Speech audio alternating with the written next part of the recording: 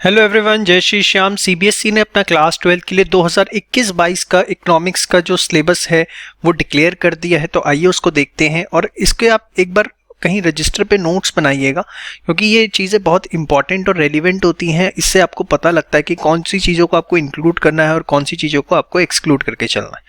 अगर हम ओवरऑल बात करें तो ऐसा कोई बड़ा चेंज नहीं है। मैक्रो इकोनॉमिक्स और इंडियन इकोनॉमिक दोनों ही 40-40 मार्क्स के हैं और 20 मार्क्स का आपका प्रोजेक्ट वर्क रहेगा। सबसे पहले मैं अगर आऊँ मैक्रो इकोनॉमिक्स में, तो national income and related aggregates जो कि आपके 12 नंबर के हैं और सबसे हैवी चैप्टर आपका। इसके बाद सेकंड आपका determination of income and employment जो कि 10 नंबर का, और बाकी तीनों चैप्टर 6-6 नंबर के। अगर मैं बात करूं national income and related aggregates के अंदर, तो क्या सर इसके अंदर कोई बहुत बड़ा चेंज किया या कुछ इंक्लूजन एक्सक्लूजन, तो कुछ ऐसा यहाँ पर नहीं देखने को मिल रहा। वही तीनों methods, value added method, expenditure, income method. Main चीज समझिए, सर्कुलर फ्लो ऑफ इनकम जो है वो सिर्फ 2 सेक्टर मॉडल में करना है। मतलब आपको प्रोडक्शन यूनिट और हाउस होल्ड के बीच में, उसके बीच में जो गवर्नमेंट या फॉरेन सेक्टर है वो सब एक्सक्लूड करना है। जनरली बहुत सारी रेफरेंस बुक्स में 3 सेक्टर 4 सेक्टर होता है, वो आपके सिलेबस का पार्ट नहीं है। बेसिक पता होना चाहिए, कंजम्पशन गुड्स, कैपिटल गुड्स क्या है, final goods, intermediate goods, stock and flow, gross investment, depreciation. Basic concepts आपको पता होने चाहिए। इसके अलावा बेसिक डेफिनेशंस और जीडीपी एंड वेलफेयर क्या नहीं है जो जनरली बुक्स में आपको देखने को मिलता है। तो यहाँ पर अगर आप देखें तो डिस्पोजेबल इनकम्स जो है उसको ऑल टुगेदर हटा दिया गया है। डिस्पोजेबल इनकम्स नहीं है। Private income, personal disposable income, ये सब आपके सिलेबस में बिल्कुल भी नहीं है। जीडीपी डिफ्लेटर जो जरूर आपके सिलेबस में रखा गया है। रियल एंड नॉमिनल जीडीपी आपके सिलेबस में है, जीडीपी एंड वेलफेयर है। लेकिन जितनी भी डिस्पोजेबल इनकम्स थी वो सारी सिलेबस से हटी हुई है। Private income, personal disposable income, ये सब पर्सनल इनकम कुछ भी नहीं है। तो ये चीज़ें ध्यान रखनी है, क्योंकि जनरली बुक्स में गिवन होती हैं और खामाखा आपके लिए कन्फ्यूजन क्रिएट करती हैं। सीबीएसई में ये नहीं है, हो सकता है दूसरे स्टेट बोर्ड्स के अंदर हो, ये मैं बता दूं। मनी एंड बैंकिंग के अंदर आऊँगा तो मनी की डेफिनेशन आपको पता होनी चाहिए। Supply of money, currency held by public, net demand deposits held by commercial banks. तो अगर हम देखें तो इसमें ना ही बार्टर सिस्टम है और ना ही इंपॉर्टेंस ऑफ मनी है। मतलब दोनों ही आउट ऑफ सिलेबस हैं। बार्टर सिस्टम भी नहीं है और इंपॉर्टेंस ऑफ मनी, दोनों को ही सिलेबस से एक्सक्लूड किया गया है। Money creation bye commercial banking system ये है। Central banking and its function, central bank के फंक्शंस, लेकिन कौन कौन से वो भी स्पेसिफिक है, सारे नहीं करने। Bank of issue, government bank, bankers bank, controller of credit through bank rate, CRR, SLR, repo rate, reverse repo rate, open market operation, marginal requirement. तो सिर्फ ये वाले फंक्शन सेंट्रल बैंक के करने। इसके अलावा कोई भी फंक्शन आपकी रेफरेंस बुक में है तो you just simply ignore it, क्योंकि वो आपके सिलेबस का पार्ट नहीं है। इसके बाद आ जाइए determination of income and employment के ऊपर। तो यहाँ पर अगर हम देखें तो एग्रीगेट डिमांड, उसके कंपोनेंट्स हैं। Propensity to consume, propensity to save, मतलब एवरेज और मार्जिनल दोनों, मतलब एपीसी, एमपीसी, एपीएस, एमपीएस दोनों है। Short term equilibrium, investment multiplier है उसका मैकेनिज्म।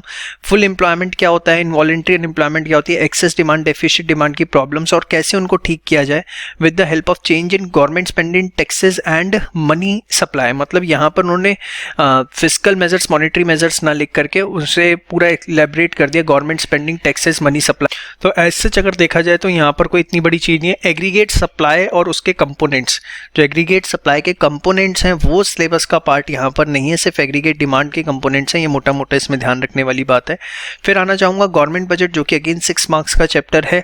यहाँ पर मीनिंग आएंगे, ऑब्जेक्टिव्स आएंगे, उसके कंपोनेंट्स जो होते हैं, रिसीट्स, रेवेन्यू, कैपिटल, ये है रेवेन्यू एंड कैपिटल एक्सपेंडिचर भी। डेफिसिट में मेन चीज समझिए, रेवेन्यू डेफिसिट, फिस्कल और प्राइमरी, सिर्फ इनके मीनिंग है, इम्प्लीकेशंस नहीं है। जनरली बुक्स में 2-2 पेजेस की इम्प्लीकेशन एक्सप्लेन होती है, वो सिलेबस का पार्ट नहीं है। आपको सिर्फ और सिर्फ इनके मीनिंग करने हैं, इतनी सी बात आपको समझनी है। देन बैलेंस ऑफ पेमेंट की अगर मैं बात करूं तो बैलेंस ऑफ पेमेंट अकाउंट में उसके मीनिंग, उसके कंपोनेंट्स, डेफिसिट का मतलब फिक्स्ड और flexible rate and manage floating rate क्या होता है ये पता होना चाहिए। और डिटर्मिनेशन कैसे फॉरेन एक्सचेंज रेट डिसाइड होता है। सबसे बड़ी चीज, autonomous transaction and accommodating transactions are not the part of syllabus. Autonomous transaction और एकोमोडेटिंग ट्रांजैक्शन सिलेबस का पार्ट नहीं है। तो जो बातें मैं बता रहा हूँ कि सिलेबस का पार्ट नहीं है उसको लिख लो आप। रीजन बीइंग, वो चीजें ना जनरली बुक्स में गिवन होती हैं और ऐसा नहीं है कि वो नहीं होती, वो दूसरे स्टेट बोर्ड्स में होती हैं, आपके सिलेबस में नहीं है। तो और वो कभी आ जाती हैं, कभी हट जाती हैं। तो जनरली ऑथर्स उसे अपनी बुक से एक्सक्लूड नहीं करते। इवन मैं भी नहीं करता, मेरे बुक्स में भी वो टॉपिक देखने को मिलेंगे, लेकिन आपको अपने सीबीएसई के लिए नहीं करना, ठीक है। इसके बाद अगर हम बात करें इंडियन इकोनॉमी के अंदर क्या सर कुछ बहुत बड़ा चेंज किया है, तो इंडियन इकोनॉमी एकदम स्ट्रिक्टली एनसीईआरटी रखी है, जिसमें अगर आप देखिए यूनिट 6 जिसमें आपके चैप्टर 1 to 3 आते हैं वो 12 नंबर की, फिर 22 नंबर का ये, और development experience of India comparison with neighbours, ये लास्ट यूनिट है 6 नंबर का। और इसके अंदर कोई इतना बड़ा चेंज बिल्कुल भी आपको देखने को नहीं मिलेगा, सारी चीजें मोटी मोटी वही हैं। State of Indian economy on the eve of independence, first chapter आपका पूरा, Indian economic system 5 year plan. तो यहाँ पे पूरा एनसीईआरटी है, मतलब कुछ उसमें इंक्लूड एक्सक्लूड नहीं किया हुआ। आप सोचिए कि कुछ इसके लिए आप लेटेस्ट एनसीईआरटी जो है वो फॉलो करें, जिसके अंदर डेटा बहुत ज़्यादा अपडेटेड है, तो वो लेटेस्ट एनसीईआरटी के पैटर्न पर ही करें। हमारी बुक अगर आप पढ़ रहे हैं, हमारी बुक से कर रहे हैं, तो उसके अंदर पूरा का पूरा जो एकदम अपडेटेड डेटा है वही आपको प्रोवाइड किया गया है। तो इंडियन इकोनॉमी के लिए एकदम स्ट्रिक्टली एनसीईआरटी फॉलो करेंगे, कोई भी आपको दिक्कत नहीं आएगी और उसी हिसाब से सब कुछ है। अगर इस पर वेटेज की बात करूं कि किस तरीके का पेपर आएगा ओवरऑल इन्होंने, तो वही मोटा मोटा रखने की कोशिश करी है। Analysis, evaluating and creating 22.5%। अब एप्लीकेशन जो है जहाँ पे आपकी नॉलेज, फैक्ट्स, टेक्निक्स चेक होंगी 22.5%। रिमेंबरिंग एंड अंडरस्टैंडिंग 55%, मतलब मोटा मोटा 55%, 60% पेपर आसान रहेगा। उसके बाद जो है वो टेक्निकली उस पेपर को लेकर जाने वाले हैं, ठीक है। उसके बाद गाइडलाइंस गिवन है प्रोजेक्ट को लेके, तो इसका पूरा लिंक मैं आपको डिस्क्रिप्शन में लगा रहा हूँ, वहाँ से आप जो है वो सारी की सारी चीज़ें अपनी चेक कर सकते हैं। तो ओवरऑल मैंने आपको इकोनॉमिक्स का एनालिसिस बताया। इसके बाद आते हैं अकाउंटेंसी के सिलेबस पे, बहुत रेलिवेंट है, बड़े ध्यान से समझना, नहीं तो अननेसेसरी का प्रैक्टिस करते हो, अपना समय वेस्ट करते हो। और एक के सबसे ज़्यादा जो नुकसान होता है अकाउंटेंसी में, अगर आप अननेसेसरी प्रैक्टिस कर रहे हो, आप डीमोरलाइज हो जाते हो, क्योंकि आप अपने सिलेबस से बाहर जाके कंटेंट प्रैक्टिस कर रहे हो। तो बड़े ध्यान से देखिएगा। एनपीओ 10 नंबर का, partnership 30 marks including dissolution, companies 20 marks, analysis of financial statement जो कि फर्स्ट 4 चैप्टर्स होते हैं, जिसमें balance sheet, ratio analysis, comparative balance sheet वगैरह आती है, 12 marks, and cash flow 8 marks. उसके बाद 20 मार्क्स का प्रोजेक्ट। अब क्या आएगा क्या नहीं आएगा, अब ये बड़े ध्यान से देखना। जैसे एनपीओ की बात करो, बड़े ध्यान से एक एक चीज़ देखिए, कॉन्सेप्ट पता होना चाहिए। रिसिप्ट एंड पेमेंट अकाउंट की थ्योरी में उसके फीचर्स पीछे जा सकते हैं, एंड प्रिपरेशन, ये चीज़ बहुत इंपॉर्टेंट है। एनपीओ में रिसिप्ट एंड पेमेंट अकाउंट कैसे बनता है ये भी आपसे पूछा जा सकता है। इस माइंडसेट से मत जाइएगा कि क्या बोलते हैं सिर्फ इनकम एंड एक्सपेंडिचर बनाना आएगा। क्वेश्चन में साफ, इस बार सिलेबस में साफ लिखा हुआ है कि प्रिपरेशन भी पूछी जा सकती है। इनकम एंड एक्सपेंडिचर अकाउंट में features, preparation of income and expenditure account, balance sheet from the given receipt and payment account with additional information, मतलब इनकम एंड एक्सपेंडिचर आपको बनाना आना चाहिए विद फीचर्स उसके पता होना चाहिए। और ये इनकम एंड एक्सपेंडिचर आपको कैसे बनाना चाहिए, आपको रिसिप्ट एंड पेमेंट अकाउंट जो है वो क्वेश्चन में गिवन होगा, उसके साथ कुछ एडिशनल इन्फॉर्मेशन होगी। एडिशनल इन्फॉर्मेशन क्या है, एडजस्टमेंट्स हैं। लेकिन एक बहुत बड़ी चीज़ समझिए, एग्जाम में 3 या 4 से ज़्यादा एडजस्टमेंट्स नहीं आएंगी। तो अगर आप ऐसे क्वेश्चंस प्रैक्टिस कर रहे हैं जिसमें 7 से 8, 10 एडजस्टमेंट्स हैं, तो वेस्टेज ऑफ टाइम है सिर्फ मैक्सिमम 3 से 4 एडजस्टमेंट। उसके बाद numbers and restricted to subscription, consumption of consumable, sale of assets, old material, और वो भी क्या आएंगी, मोटा मोटा उन्होंने ये बता दिया कि भैया सब्सक्रिप्शन से रिलेटेड पूछेंगे, कंजम्पशन ऑफ कंज्यूमेबल से रिलेटेड, सेल ऑफ असेट्स से रिलेटेड, एंट्रेंस और admission fees and general donations. Generally इनको लेके डाउट रहता है कि कैपिटल रिसीट मानी जाए रेवेन्यू, तो सिलेबस में क्लासीफाई है कि उसको रेवेन्यू रिसीट मान के चलना और उस हिसाब से सारे क्वेश्चंस करना। Trading account of incidental activities is not to be prepared, like bar trading account वगैरह हमें वहाँ पे कुछ क्वेश्चंस देखने को मिलते हैं, तो वो हमें एकदम 100% एक्सक्लूड करके चलने हैं, वो हमसे सीबीएसई नहीं पूछेगा। मैं बार बार आपको रिपीट कर रहा हूँ, स्टेट बोर्ड्स में हो सकते हैं, सीबीएसई के जितने बच्चे हैं उनको करने की जरूरत नहीं है। तो ये हमारा एनपीओ का सिलेबस है। इसके बाद मैं आऊँगा पार्टनरशिप के ऊपर कि पार्टनरशिप को लेके वो क्या कहते हैं। तो पार्टनरशिप के फीचर्स, पार्टनरशिप डीड पता होना चाहिए, प्रोविजंस पार्टनरशिप एक्ट के पता होने चाहिए कि like in the absence of partnership deed profits जो है वो इक्वली शेयर किए जाते हैं, इंटरेस्ट ऑन कैपिटल नहीं दिया जाता, something like that. P and L appropriation account बनाना आना चाहिए, प्रॉफिट बांटने आनी चाहिए, गारंटी ऑफ प्रॉफिट फिर से इंक्लूड कर दिया गया है, कभी एक्सक्लूड कर दिया जाता है, कभी इंक्लूड कर दिया जाता है, इस बार सिलेबस में है मोटा मोटा। पास्ट एडजस्टमेंट जो कि interest on capital, drawing, salary and profit sharing ratio से रिलेटेड होगी, मतलब रिजर्व से रिलेटेड पास्ट एडजस्टमेंट नहीं आएगी। कुछ क्वेश्चंस ऐसे होते हैं जिसमें रिजर्व से रिलेटेड पास्ट एडजस्टमेंट्स होती हैं, तो वो करने की जरूरत नहीं है। गुडविल की अगर मैं बात करूं, factors affecting method of goodwill में average profit, super profit, capitalisation, तो सारे मेथड हैं गुडविल में, ऐसा कोई खास चेंज नहीं किया। अच्छा, इन्होंने नोट में 2-3 बातें बोली हैं जो कि इंपॉर्टेंट है। इंटरेस्ट ऑन पार्टनर लोन को हमेशा चार्ज अगेंस्ट प्रॉफिट माना जाएगा, कुछ ऑथर कई बार उसे एप्रोप्रिएशन मान लेते हैं, लेकिन इसे चार्ज ही मानना है। Goodwill partners capital current account से ही एडजस्ट होगी और कोई तरीका नहीं है। रेजिंग और राइट ऑफ, जो कि आप हायर लेवल पे पढ़ते हो या पहले एप्लीकेबल हुआ करता था कि गुडविल को रेज करके राइट ऑफ करना, ये आपके सिलेबस का पार्ट नहीं है, आपको हमेशा कैपिटल अकाउंट या करंट अकाउंट से ही उसे ट्रीट करना है। इसके बाद अगर मैं बात करूं आगे, तो पूरा change in profit sharing ratio में ऐसा कोई चेंज अगर मैं देखूं, अकाउंटिंग फॉर रीवैल्यूएशन, रीअसेसमेंट, कुछ नहीं है, एकदम बहुत ही सिंपल जो पहले हुआ करता था, जनरली बुक्स में इतना ही गिवन होता है। मेमोरेंडम रिवैल्यूएशन अकाउंट नहीं है, यहाँ पर आप लिख लें अपने सिलेबस में मोटा मोटा, जो जनरली बुक्स में देखने को मिल जाता है। एडमिशन में अगर मैं बात करूँ तो एडजस्टमेंट ऑफ कैपिटल वापस आ गया है, लास्ट ईयर ये हट गया था लेकिन इस बार ये वापस आ गया। एडजस्टमेंट ऑफ कैपिटल आपसे पूछा जाएगा। और इसके बाद सारी चीज़ें अगर देखें तो एकदम वही हैं। ट्रीटमेंट ऑफ गुडविल भी है, treatment of revaluation of asset, liabilities का रीअसेसमेंट, रिजर्व्स का, एक्युमुलेटेड प्रॉफिट का, सब कुछ है। एक नई चीज एडजस्टमेंट ऑफ कैपिटल इस साल, लास्ट ईयर एक्सक्लूड थी, उससे पिछले साल थी, लास्ट ईयर कोविड के चक्कर में एक्सक्लूड थी, इस बार इंक्लूडेड है। फिर इसके बाद रिटायरमेंट में भी अगेन एडजस्टमेंट ऑफ कैपिटल आ गया है। लोन अकाउंट बनाना आना चाहिए रिटायरिंग पार्टनर का, दिस इज इंपॉर्टेंट।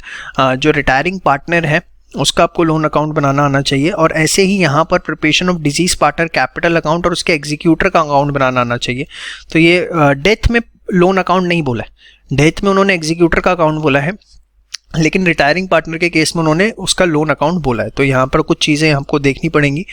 डिसोल्यूशन के अंदर अगर आ जाएँ तो meaning of dissolution of partnership, preparation, realisation, कुछ ऐसा यहाँ पर दिखता हुआ खास नहीं है। Capital accounts of partner, cashback, देखिए यहाँ पर ना एक दो चीज़ें जो हैं वो सबसे ज़्यादा इंपॉर्टेंट है। If the realised value of an asset is not given, it is to be presume that it has not realised any amount. ये एक बहुत बड़ा वो रहता है जनरली कन्फ्यूजन कि असेट अगर 10,000 का बैलेंस शीट में दिख रहा है, उसकी कोई रियलाइज्ड वैल्यू नहीं है, तो उसे रियलाइज करे या ना करे। तो उन्होंने खुद बोल दिया कि मान के चलना कि कोई उसकी रियलाइज्ड वैल्यू नहीं है। मतलब जहाँ एजम्पशंस है ना, सिलेबस के अंदर क्लैरिफिकेशन दे दिया गया है कि आपको क्या एजम्पशंस लेनी है। Partner has borne or paid the realisation expenses, it should be stated. अगर पार्टनर ने रियलाइजेशन एक्सपेंसेस बियर किए हैं या पे किए हैं तो वो क्वेश्चन में गिवन होगा, तभी लेंगे। अदरवाइज जो है आप अपनी तरफ से कोई एजम्पशन नहीं लेने वाले। यहाँ पर एक चीज़ और उन्होंने बड़ी अच्छी क्लियर कर दी। फिर अगर आप आएँ शेयर कैपिटल के अंदर, क्या सर कुछ ऐसा किया है? Disclosure of share capital in balance sheet, एक अच्छी चीज़। बैलेंस शीट में आपको पता होना चाहिए शेयर कैपिटल का पूरा हेड कैसे रिप्रेजेंट किया जा सकता है, उस पर 4 नंबर का क्वेश्चन आ सकता है। इसोप के कॉन्सेप्ट, मतलब इस पर कोई अच्छे से आपको थोड़ा देखना पड़ेगा, क्योंकि ये टॉपिक ना प्राइवेट प्लेसमेंट इसोप आते जाते रहते हैं, तो इसको अच्छे से करिएगा। बाकी तो सब कुछ वही है, प्रोराटा, फोर फीचर, रीइशू। जो चीज़ मैं हाईलाइट कर रहा हूँ ना उसको फोकस में रखिए, क्योंकि जनरली यहाँ पे आप कंफ्यूजन में रहते हैं करना या नहीं करना। जो चीज़ें डिलीट बता रहा हूँ उसको भी ध्यान से सुनिए। डिवेंचर्स में at par, issue, premium, discount कुछ नया नहीं है, कंसिडरेशन कुछ नया नहीं है। रिडम्पशन में with terms of redemption, debenture, collateral security, interest on debenture, writing of discount, loss on issue of debenture. तो डिवेंचर्स में ऐसा यहाँ पर कुछ भी नया नहीं दिख रहा। Discount on loss of issue to be written off in the year debenture are allotted from security premium, reserve capital reserve SOPL as financial cost AS 16 in that order. ये एक बड़ी नई चीज़ है, ये ध्यान से सुनिए। एक्चुअली जो बच्चे CA कर रहे हैं, हायर लेवल पढ़ते हैं, उनको पता होता है कि डिस्काउंट या loss on issue of debenture जिस ईयर में आप इशू करते हैं उसी ईयर में हमें राइट ऑफ करना होता है, ठीक है। लेकिन यहाँ उन्होंने बोल दिया, पहले क्या हो रहा था कि उसको ना वो नंबर ऑफ ईयर्स में राइट ऑफ करवा रहे थे, जो कि गलत चीज़ थी। वो इसी ईयर में राइट ऑफ होना होता है जिस ईयर में आप उसे इशू करते। तो अब इस बार स्पेसिफिक बता दिया उन्होंने कि भैया हाँ, जो जिस ईयर में इशू है उसी ईयर में ही राइट ऑफ करना है, नंबर ऑफ ईयर्स में करने की जरूरत नहीं। अदरवाइज लास्ट ईयर तक क्या हो रहा था कि हम उसे नंबर ऑफ ईयर्स में राइट ऑफ कर रहे थे। तो एकदम चलो कुछ तो ये लेटेस्ट अपग्रेडेशन पे आए। रिडम्पशन, ये चीज़ हो सकता है अभी आपको समझ में ना आए क्योंकि अभी आपने शायद ये चैप्टर ना किया हो, बट लिख के रखिए, इसको मार्क करके रखिए, it is important. Redemption of debenture, lump sum, drawing by lots, creation of DRR, investment in DRI, related sections will apply, concept of TDS is excluded. चलो TDS नहीं आएगा, ये चीज़ अच्छी कर दी कि डिवेंचर्स में से TDS उड़ा दिया गया है, ये चीज़ मार्क कर लेना। TDS का कॉन्सेप्ट अब आपके लिए रेलिवेंट नहीं है। इसके बाद बैलेंस शीट में अगर हम बात करें तो एक्सेप्शनल, एक्स्ट्राऑर्डिनरी आइटम्स, इस चीज़ को कुछ भी नहीं पढ़ना, ये चीज़ अच्छी है आपके लिए। और रेशोज़ में सब कुछ वही रखा है जो हुआ करता था, कुछ भी नया ऐड या माइनस नहीं किया गया, प्लस माइनस। CFS में एक चीज़ देखिए बहुत इंपॉर्टेंट है, यहाँ पे ना बच्चे बहुत गड़बड़ करते हैं कि कौन सी एडजस्टमेंट्स आएंगी, सिर्फ डेप्रिसिएशन से रिलेटेड या अमोर्टाइजेशन से, profit on loss on sale of asset including investment, dividend चाहे फाइनल हो या इंटीरियम, टैक्स से रिलेटेड। बैंक ओवरड्राफ्ट और कैश क्रेडिट को शॉर्ट टर्म बोरिंग्स माना, एकदम बड़ी क्लैरिफिकेशन है कि बैंक ओवरड्राफ्ट या कैश क्रेडिट है तो उसे शॉर्ट टर्म बोरिंग्स मानेंगे और अकॉर्डिंगली आप उसे करंट लायबिलिटी की तरह ट्रीट करेंगे। करंट इन्वेस्टमेंट जो है मार्केटेबल सिक्योरिटी मानेंगे अनलेस कुछ अलग ना हो। ये तीनों बातें नोट करके रख लो, ये CFS में बहुत काम आएंगी आपको क्योंकि इसके बेसिस पे बहुत सारे क्वेश्चंस आपके सॉल्व होंगे। तो यहाँ पर एक अच्छी चीज़ है, जितनी भी बातें बता रहा हूँ कि क्या एजम्पशंस हैं उसको मार्क कर लीजिए या लिख लीजिए, और कौन सी चीज़ें डिलीट और ऐड हुई हैं उसको लिख लीजिए, क्योंकि इस बार इस अकाउंटेंसी के अंदर थोड़े से चेंजेस मैं यहाँ पर नोट कर पा रहा हूँ कि डेफिनेटली हमें देखने को मिल रहे हैं। तो ये था अकाउंटेंसी का सिलेबस। अब हम डिस्कस करेंगे बिजनेस स्टडीज़ का सिलेबस। चलिए बात करते हैं बिजनेस स्टडीज़ की। वैसे तो ऐसा एक मेजर चेंज इसके अंदर है, वो मैं आपको बताता हूँ। पहले मोटा मोटा फर्स्ट बुक 50 मार्क्स की है, नेक्स्ट बुक 30 मार्क्स की है, प्रोजेक्ट 20 मार्क्स का। फर्स्ट बुक में भी पहले 3 चैप्टर्स जो हैं आपके वो 16 मार्क्स के आएंगे, planning and organising 14 marks, staffing directing controlling 20 marks. Second book में पहले 2 chapter financial management and financial market 15 marks, marketing management consumer protection 15 marks. तो टोटल इस तरीके से 30 नंबर बनेगा। सिलेबस की अगर मैं बात करूं तो सब कुछ एनसीईआरटी जैसा है, यहाँ पर कुछ भी ऐसा नहीं है कि कुछ स्पेसिफिकली इंक्लूड या एक्सक्लूड किया गया हो। मैं अगर आगे बढ़ता जा रहा हूँ तो मुझे सब कुछ वही दिख रहा है जो हर बार हुआ करता था, कुछ भी ऐसा स्पेसिफिक नहीं है कि कुछ इंक्लूड या एक्सक्लूड है। लेकिन जो इसके अंदर एक सबसे मेजर चेंज आया है जो कि कहीं ना कहीं अच्छा है, मतलब इतनी जल्दी ये लिया है, कंज्यूमर प्रोटेक्शन एक्ट के लिए इन्होंने क्या किया, ये सीधे एक लिंक दे दिया आपको कंज्यूमर प्रोटेक्शन एक्ट 2019। अभी तक हम जो ओल्ड कंज्यूमर प्रोटेक्शन एक्ट था, that is consumer protection act 1986, उसके हिसाब से पढ़ते थे, लेकिन अब ये 2019 होगा और इस पर अभी कोई भी बुक अपडेट नहीं है। मैं आपको बता दूं, इवन हम भी अपना असाइनमेंट अभी अपग्रेडेशन प्रोसेस में लिए हुए हैं, तो वो जल्दी हो जाएगा। तो 1986 अब रिप्लेस हो गया, 2019 आ गया। उन्होंने लिंक क्यों दिया है, क्योंकि इन्होंने, अगर आप देखेंगे इस लिंक पे आप क्लिक करते हैं तो लिंक पे क्लिक करने के बाद सीधे खुलता है भारत का राजपत्र, द गैजेट ऑफ इंडिया, मतलब जो बेयर एक्ट है पूरा का पूरा उन्होंने कहा भैया इसमें से क्वेश्चन पूछ लिया जाएगा। अब ये तो आप ऑब्वियसली नहीं पढ़ेंगे, वैसे तो 40 पेजेस का है, लेकिन ऑब्वियसली इसको नहीं पढ़ा जाएगा। आपको तो नोट्स चाहिए, तो वो नोट्स हमारे जहाँ से आपको मैं ये लिंक दे रहा हूँ, जहाँ पे आपको ये सारे सिलेबस मिलेगा, जहाँ से आप PDF डाउनलोड कर सकते हैं, तो हम आपको वहाँ पर इसके बारे में जो भी लेटेस्ट अपग्रेडेशन होगी वो देंगे। तो सबसे बड़ा मेजर चेंज जो है आपको यहीं पर देखने को मिल रहा है कि बेसिकली कंज्यूमर प्रोटेक्शन एक्ट 1986 वाला एप्लीकेबल नहीं है। अब 2019 का जो कंज्यूमर प्रोटेक्शन एक्ट है वो आपके सिलेबस में होगा, और टॉपिक सारे वही हैं, कुछ भी नया नहीं रखा है। ये जनरल टॉपिक्स हैं, इससे कोई फर्क नहीं पड़ता। मेन जो है बस एक्चुअली इस नए एक्ट आने से कोई बहुत बड़ा भी चेंज नहीं है। मैं आपको बता दूं, सिर्फ 2 टॉपिक्स में फर्क पड़ता है। कंज्यूमर की डेफिनेशन में पड़ेगा, और दूसरा जो आपके पास एक मैकेनिज्म था कंप्लेन फाइल करने का, तो वहाँ पर कुछ हल्का सा आपको डिफरेंस देखने को मिलेगा। इसके अलावा कोई मेजर चेंज भी नहीं है, बस ये है कि कंज्यूमर प्रोटेक्शन 1986 की जगह 2019 आप बोलेंगे। तो जो भी अपग्रेड हो गया आप हमारे चैनल पे बने रहिए, आपको उसके बारे में सब कुछ मिलेगा, जो भी लेटेस्ट अपडेट्स आएंगी। तो ये पूरा का पूरा आप नोट डाउन कर लीजिए मेजर चेंजेस, प्लस नीचे लिंक डिस्क्रिप्शन में दिया है, वहाँ से तीनों PDF आप डाउनलोड भी कर सकते हैं फ्री, और उससे जो भी आपके चेंजेस हैं वो आप अपडेट रहेंगे। उस कोर्स में आप एनरोल रहिए, फ्री ऑफ कॉस्ट है। और इसके अलावा आप हमारी बुक्स, हमारे कोर्स से अपने 21-22 के सेशन की बहुत अच्छी तैयारी कर सकते हैं। जय श्री श्याम।